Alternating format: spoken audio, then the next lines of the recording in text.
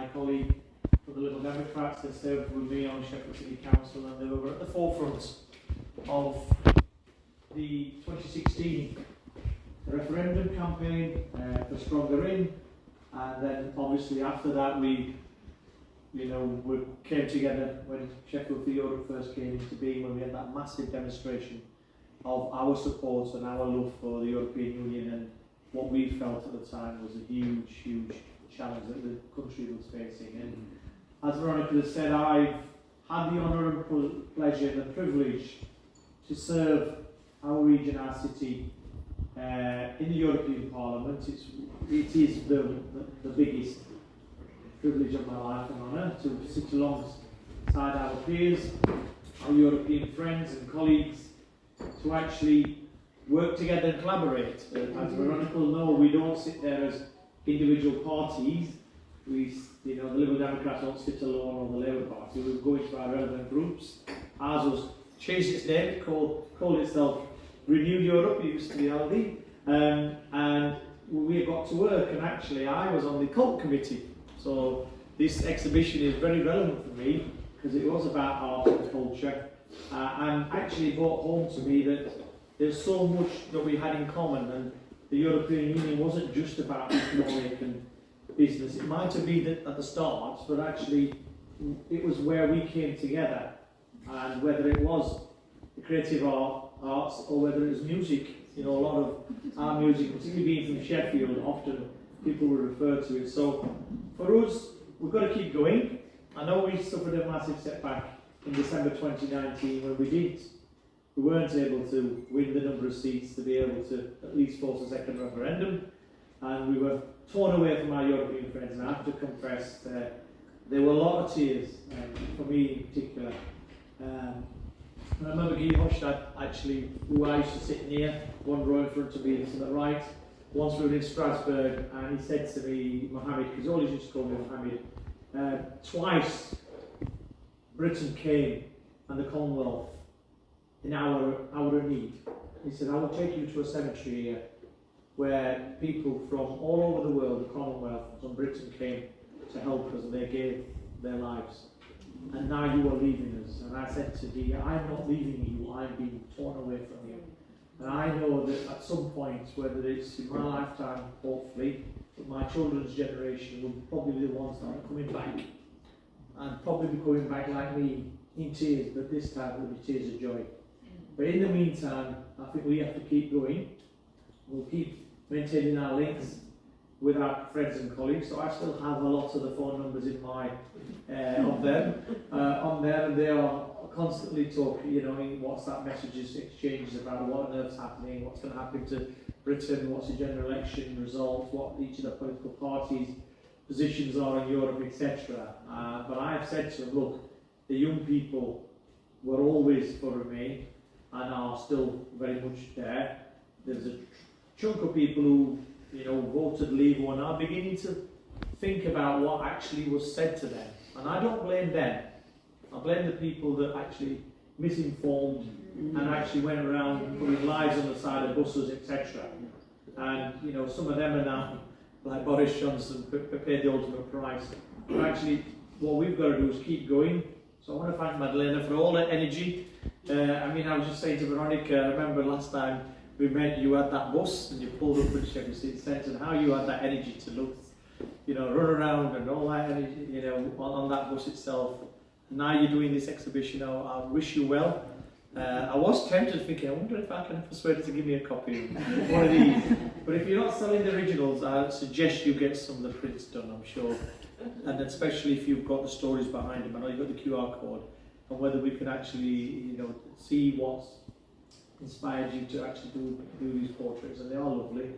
And I wish you well, and thank you for giving me the opportunity, Veronica, to be amongst my closest European allies here in Sheffield. Thank you. Cheers. Thanks.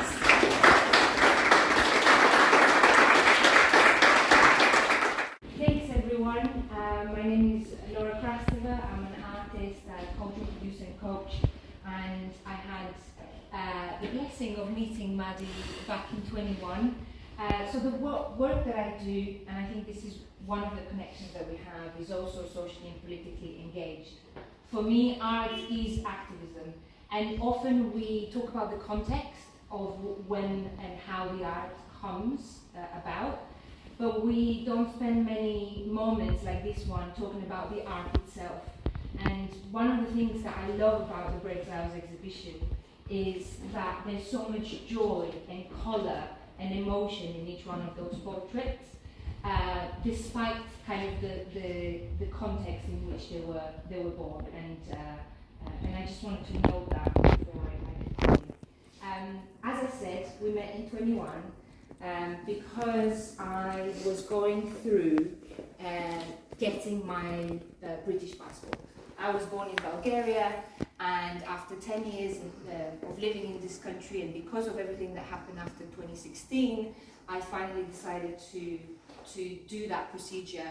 And I was never going to do that because I personally don't believe in borders and nation states. I think that they're interesting instruments, but ultimately creations that at this moment hinder more than they help human connection. That's just my point of view, right? And however, because of everything that was happening after 2016, I launched into that massive journey of getting my UK passport. And when I was seeing what was going on with my application and the amount of information that I had to collect to prove my existence and my worthiness of a British passport, I looked at the floor of my room with all the paperwork that was lined down, and I thought more people need to see this, and more people need to know the stories behind these procedures, right? And I set off to do and start this creative project called Becoming British. And I knew that I couldn't talk about becoming British if I wasn't talking with other people. And so the first thing that I did was to invite whoever wanted, Sheffield-based artists and creatives, to a chat. And in that chat, Maddie came, and we had such a great time that we're friends ever since. And so I'm very pleased and honoured to have been invited to open your amazing exhibition. And I wanted to provide perhaps the other side of the story, or the side that I share with the Brexiles, because we're all them and me are immigrants living in a country where we weren't born. And so I've prepared, in 2021, I wrote this, and if you have another 8 minutes, I would love to share it with you. Yeah? Yeah. This is also a great time that if you want to share or if you want to top up, please do. Feel free to make yourself comfortable. You want to share?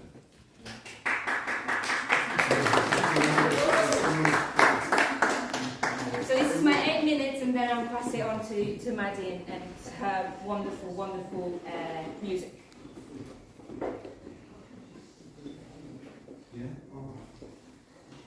Sorting out your Oyster card for the very first time.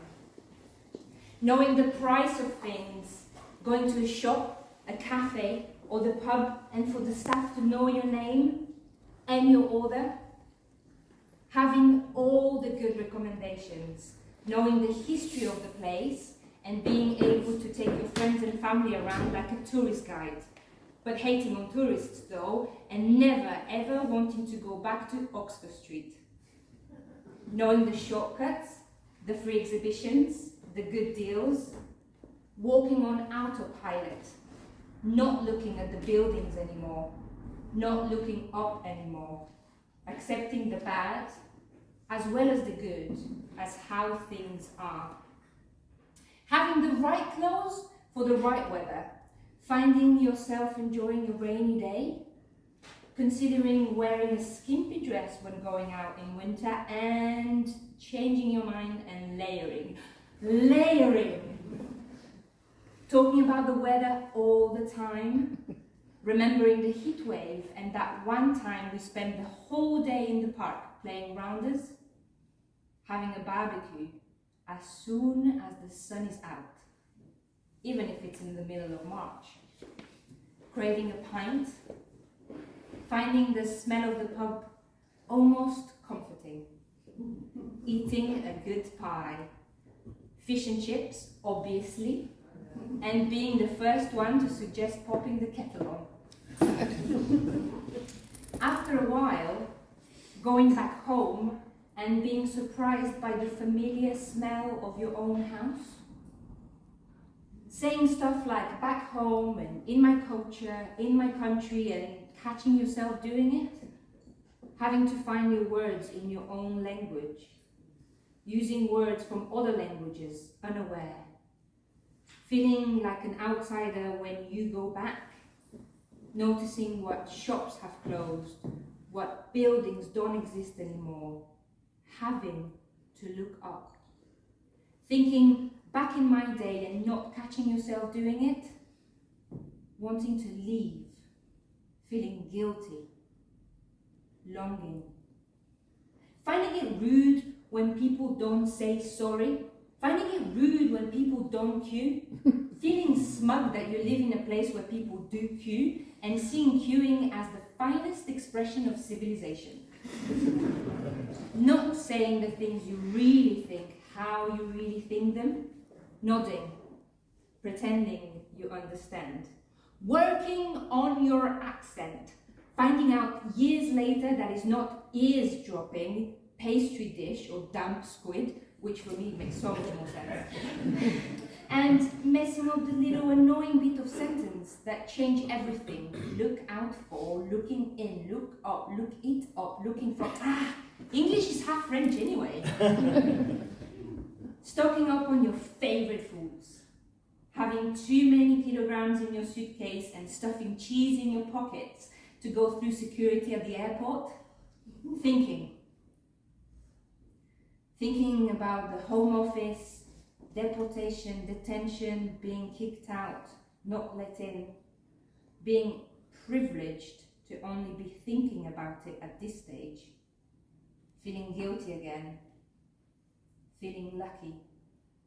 Sweating at passport control, traveling with a whole bunch of documents like you're some sort of special envoy or something, proving your status, your income, your employment, your residence. I swear I am not living for long. I live here. No, not here, over there. No, I don't claim benefits. I don't even know how they work. Yes, I pay taxes. No, I can't vote. Yes, I have a job, multiple jobs actually, but I'm not stealing jobs, I promise. I only take what I need and often give more than I have. No. I don't have dependents, not yet. I haven't been convicted, no. I do have an income, not much, never enough, but don't say that. Don't say that your parents helped you. That looks bad. Say you have savings. Make sure they show on your account. Get a bank account and a credit card. Find someone of a reputable profession to say that you are who you are, that you is you. Wait.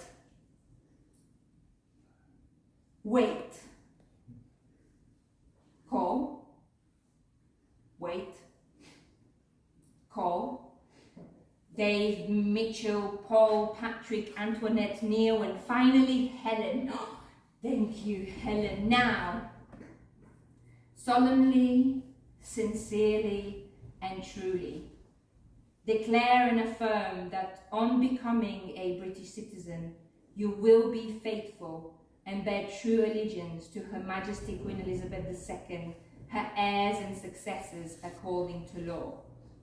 I will give my loyalty to the United Kingdom and respect its rights and freedoms. I will uphold its democratic values.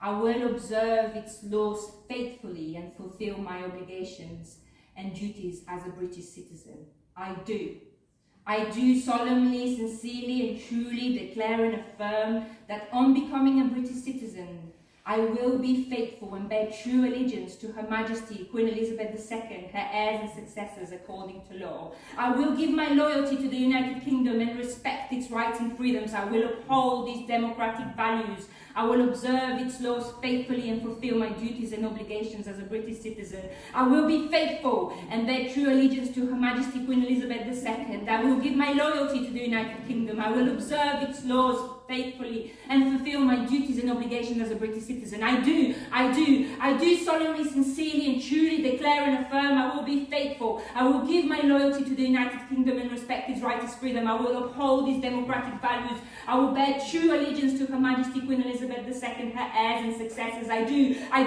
will give my loyalty to the United Kingdom and respect its rights and freedom. I will uphold its democratic values. I will observe its laws faithfully and fulfill my duties and obligations as a British citizen. I do.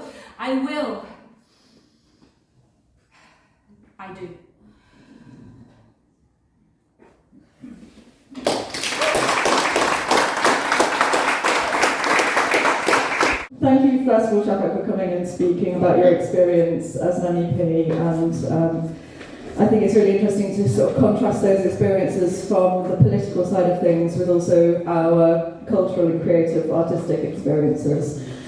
I started on this project in 2020.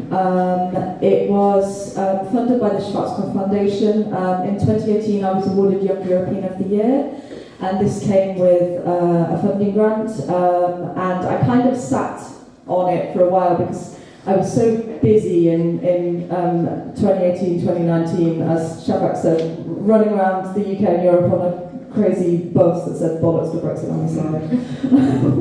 And I sort of said to them, look, I haven't got an idea at the moment, can I come back to it later? So in 2020 the pandemic hit, and I was stuck at home, and I thought, right, I can use this time and this money to deliver on something. And what prompted the idea for the Brexiles exhibition was basically I was very frequently, and still am, trolled by people that say things like, if you love the EU so much, why don't you go and live there? And I mean, it's a bit of a ridiculous thing to say just at all, but I also thought, actually, some people have done that, and it's quite an extreme thing to do, to move because of the political culture. You know, we're not Iran, we're not North Korea, you know, we have a lot of benefits of living in the UK, but some people felt driven out of the country because of the politics, essentially. So I wanted to capture their stories. And using social media, I know it gets a lot of flack for destroying society and stuff, but it does also have some good points, and it enabled me to connect with all of these people during the pandemic. And I set out with a very clear mission that I was going to find and interview and paint the portraits of one British citizen in each of the EU countries. That's why there's 27. Some countries were a lot difficult to find people than others. Can anyone guess where the most of the Brexiles have moved to? Spain, yeah. France, yeah. Germany, yeah. Those were the three where I was inundated with people going, do me, and I was like, I've already done someone. The three that were the hardest were Hungary, because not many people flee nationalism in the UK and choose to go to Hungary. The less I say about Viktor Orban, the better. Lithuania, I think because geographically and population-wise, it's quite a small country, so there weren't that many. And then finally, Cyprus, and that's not because there's not a lot of British expats in Cyprus, there are. Unfortunately, a lot of them are pro-Brexit, as I discovered. So I would sort of find people, initiate a conversation, and then as soon as they realised what the project was about, they'd ghost me. But in the end, I did find a man who was very willing to talk to me. I will also clarify that not all of the Brexiles that are featured moved after 2016. Some of them are already living in EU countries, but the reason why I included them in the project is because they made a significant life choice because of Brexit. So my man in Cyprus, who is the black one on that wall, his name is Richard, and he had been living there 10, 20 years, and he decided to apply for Cypriot citizenship because of Brexit, to protect his rights. Another example is Rachel, who's again on that far wall, dark blue background, and she was in Malta, and her long-term partner married in order to Brexit-proof themselves. But yeah, the majority of them have moved since 2016, and Brexit was one of the key factors in their decision to leave. And the reasons that they gave for leaving were a rising nationalist sentiment, rising xenophobia, rising social inequality, the consumerist society in the UK, and also the toxic political culture, which had left them feeling very conflicted about their identities. Many of them were married to EU nationals, and that also dictated the country which they moved to. The colours, I wanted a co-creation aspect with this project, so I wanted them to choose the colours that represented them. For the faces, I asked them to pick 4 colours to represent their identities, and the background, I asked them to pick a colour that represented their experiences. So, just as an example, who should we go for? This guy that's directly behind me, I love this guy, his name's Simon. He's done a master's degree in Sheffield on the topic of nationalism in Eastern European music. So I gave him his interview. Most people would send me like a page of A4 back. I got 6 pages from this guy. Like, editing it down for the book was quite a challenge. And yet he had met his girlfriend in Latvia in this bar called Leningrad, and also in that bar had coincidentally met the singer of one of his favourite bands, Gogol Bordello, and they have a song which is called Start Wearing Purple, and that's why he wanted the background to be purple. But they all had a different reason. Nigel is a retired army officer. He wanted camouflage colours in the back to represent his army background. There's Diana, who's over there behind the Sheffield for Europe sign. She is LGBT. She wanted the pride flag colours in her painting. So yeah, they've all got a story behind the colours, and you'll find it if you scan the QR code. I'm just going to read out a few of the most impactful quotes, I think, from some of them. So, going back to Diana, she said, "I lived in Norfolk, and in early July 2016 there was an arson attack on an Eastern European food shop in Norwich. I couldn't remember anything like that happening in the city before. It broke my heart. To me, the UK suddenly felt like a darker place." Now I'm going to talk about Ollie, and Ollie I actually knew before I did this project. I met him. He lives and works in Brussels, and he turned up to one of my gigs in a bar in Brussels, and we've been friends ever since. He's quite young. He's multilingual, and he said, "My friends often ask when I'll be coming back. But without trying to come across as arrogant, why should I choose to waste my time in a toxic and populist environment when I could excel in my career and flourish in one of the most international cities on the continent?" So next, a quote from Nigel. He said, "I felt betrayed. So many of my assumptions about my life, opportunities and rights had been overturned by 17 million of my fellow citizens. The same people whom I had spent over 20 years of my life defending as a regular army officer, working alongside people from allied nations, including many of the EU countries. I wish not to be a little Englander." And yeah, he moved to Germany. Now, Richard, you can't see because he's behind the speaker, he's my Brexile in Lithuania, and he worked in healthcare management, and he said, "I've become totally disillusioned with the consumerist culture and way of life in the UK. Working all hours God sends just to pay bills and basic living costs. House prices had gone ridiculous, but wages remained relatively static. My wife had been aware of my despondency of having to work until you drop just to survive, which was having a detrimental effect on my mental health. She floated the idea of selling up and moving to another country.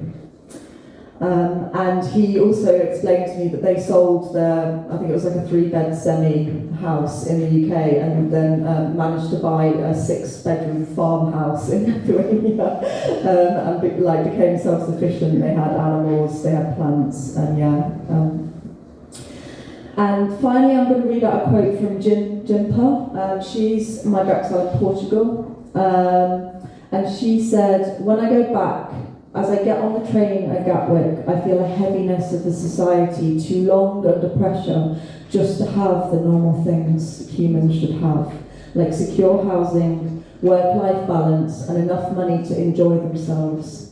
The idea of being stuck behind an invisible wall with Boris Johnson in a country run by the Eton Fifth Form Boys Common Room fills me with horror." And I think we can all relate to that.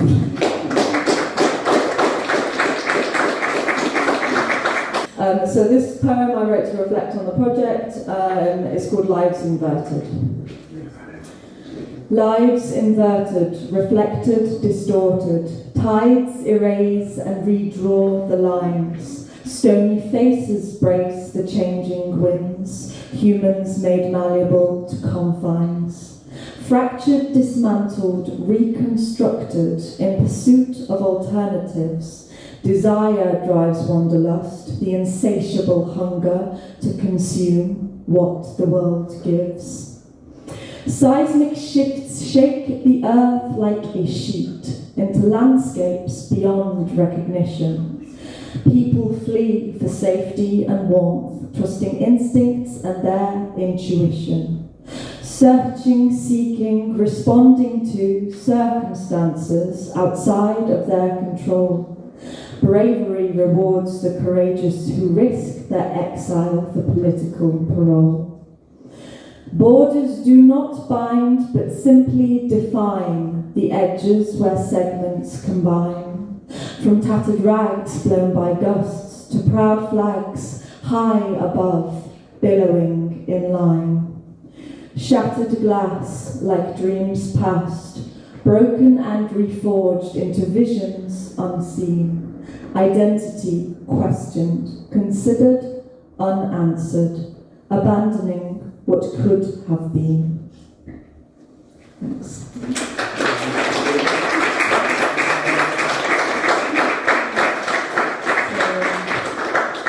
So yeah, I'm going to do some songs now. Feel free to wander around, look at the paintings. Please grab some snacks. Please scan the QR codes and look at the information booklet. And yeah, thank you all for coming. It's lovely to have you here.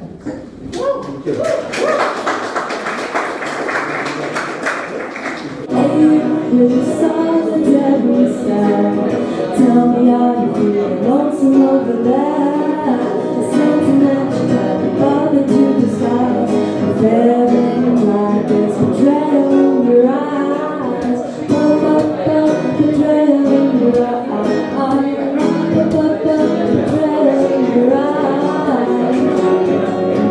Love is in the chapel where guilty nights reflect. The last of all your own, down and depressed. Fast forwards, you'll be looking back with the devil on your shoulder, giving in the side. Follow winding tracks to landscapes in the distance.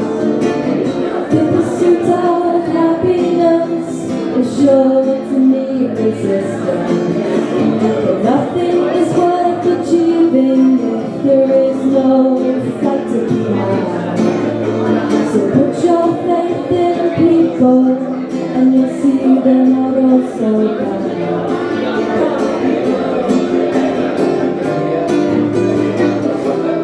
New song never new song to me. Les nations se rassemblent, l'union fait la force. Unis dans la diversité, pour notre histoire partagée. En quête d'égalité, ensemble dans la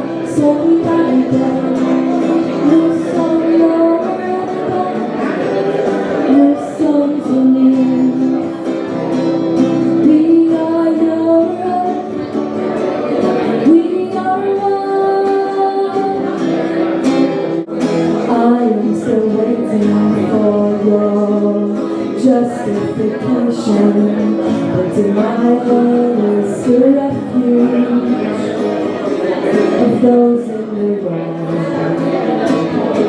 And I can't help but thinking, the weight of your ego is why we are simply exposed by the cold light of truth. The path we have chosen needs you thinking. Now you've left and you dragged me down with you in withdrawal. At the bottom of this hole, I can't see the sense in it neither. You've taken from me my sense of identity, my rights, my privileges, and my pride in that.